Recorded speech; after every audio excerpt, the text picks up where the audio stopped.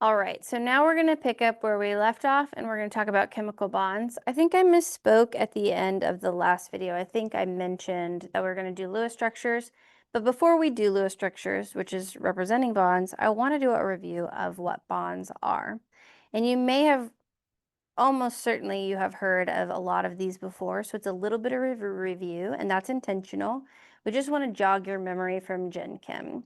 So maybe it would help you right now to pause the video and ask yourself, what do you remember about chemical bonds? What type of chemical bonds are there? How do they form? I think that's a useful exercise for you. If we were in person in class, I would do this with my class and I would actually stop and ask them what they remember, and we would be able to have a conversation about it. But since we're remote, we can't do that, but you can do it by yourself and make this a more active learning experience. So just go ahead, pause that video, and ask yourself, what all do you remember? Everything you can remember about chemical bonds, and write it down. Okay, hopefully you've done that. And now we'll talk about them together. So what are chemical bonds? Chemical bonds result from interactions between the valence shell of two different atoms. So valence shell is the outermost shell or area where electrons are likely to be on an atom. These electrons are used in bonding, and they really are the foundation of organic chemistry. We're going to be talking about electrons a lot this semester. So when we think about an atom, there's usually a nucleus at the very center. And around that nucleus, we have the nucleus at the center. Around that nucleus are electrons. And we've sometimes talked about electrons as cloud, or we talk about electrons being in orbitals. Essentially, where electrons like to hang out has been mathematically calculated. So we used math to find out this is where electrons are likely to be if you have one electron, if you have two electrons, if you have three electrons. And that's how we figured out the shape of those, what we call orbitals. Those are just areas where electrons are likely to be. And the more electrons you have, the more likely they are to be further away from the center. And so we call the layers where they're likely to hang out shells. So if we're in the furthest away shell, we call that the outermost shell. These are electrons that are far away from the central nucleus of an atom. And these electrons are willing to interact with other electrons, and that can sometimes result in bonds. Now, the number of the valence electrons in the valence shell can be found based on the column of the periodic table. So if you're looking at the periodic table, the ones that we'll use the most often in organic chemistry is period 1, is the column 1, is hydrogen. Hydrogen has 1 valence electron. The next one we might use, but it's less often, is boron. Boron has 3 valence electrons. Carbon has 4. Nitrogen 5, oxygen 6, fluorine 7, and helium has 2, and then neon and below have 8. So if you're having trouble remembering how many valence electrons are there, it actually corresponds to the number of the column. So for example, carbon is often called the 14th column of the periodic table, so it has 4 valence, or boron is in the 13th column. It has 3 valence electrons. So that's how you can remember that. These electrons will be used in Lewis dot structures, and they'll be used in organic mechanisms. So there's 2 different types of bonds that we'll talk about most often in organic chemistry, and that's ionic bonds. These are where electrons have actually moved. They've left one atom and gone to hang out with another atom. So if you lose an electron, you become positive. The way I remember that is my cousin told me a story in like 8th grade, or she told me a joke where an atom runs into a bar and tells the bartender, "I think I lost an electron." And the bartender says, "Oh no, are you positive?" Like, as a double meaning. Are you positive you lost it? But also, if an atom loses an electron, they become positive. So as I remember it, if you gain an electron, you become negative. So then once you have a positive and a negative, those things can be attracted to each other and form really strong bonds. Often salts would be an example of that, where they've lost an electron, another has gained an electron.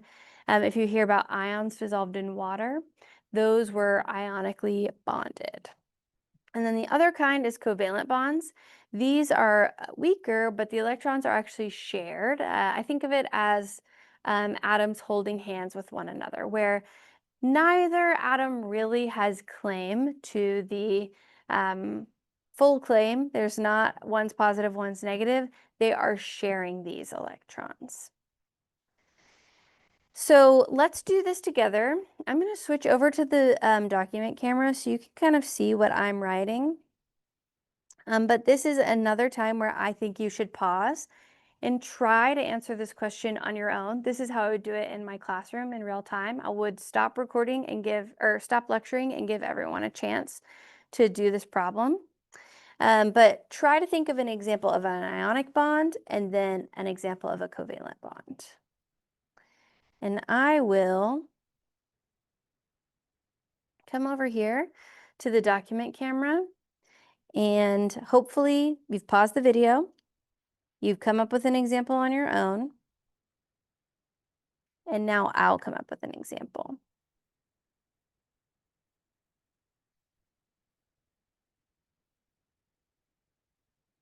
So I already mentioned this previously, but often salts are ionic, and probably the best example is NaCl. If you have sodium losing an electron, it becomes positive, and chlorine gaining an electron, it becomes negative. And oftentimes, chlorine typically starts with 7 electrons in the valence shell. If it has one more, it's negatively charged, it's gained an electron. And these things will be really attracted to each other, and they'll hang out near one another because one's positive, lacking electrons, the other's negative, gaining electrons.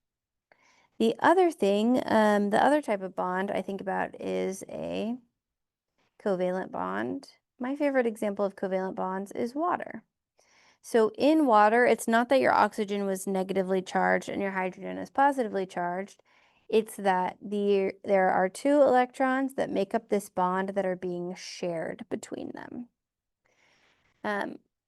Something that is often a good clue in organic chemistry if something's an ionic bond is if a metal is present, like sodium, potassium.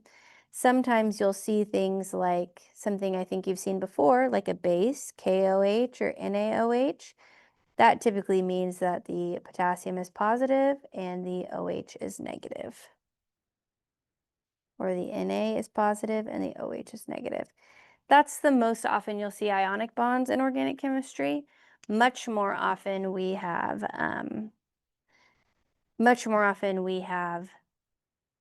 covalent bonds in organic chemistry. Okay, back to our slides. So diving deep into covalent bonds, there are different ways that electrons can be shared. They can be shared evenly or unevenly.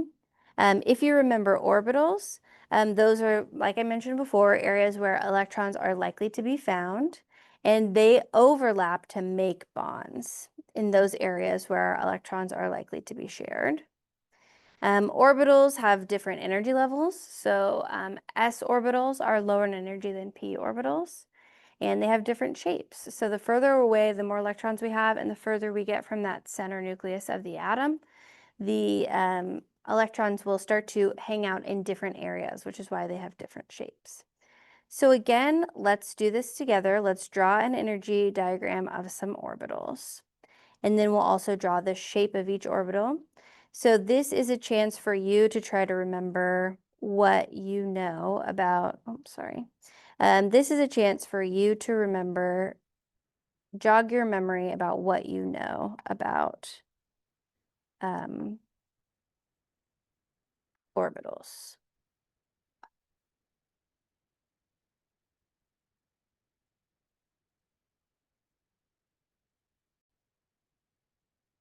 And I actually think that's a good place for us to stop on this video. I know we're not going to get through the whole section that was highlighted, but I want to keep it under 10 minutes, and I think that will be a good place to stop. And then in the next one, we'll do a deep dive in covalent bonding and hybridization.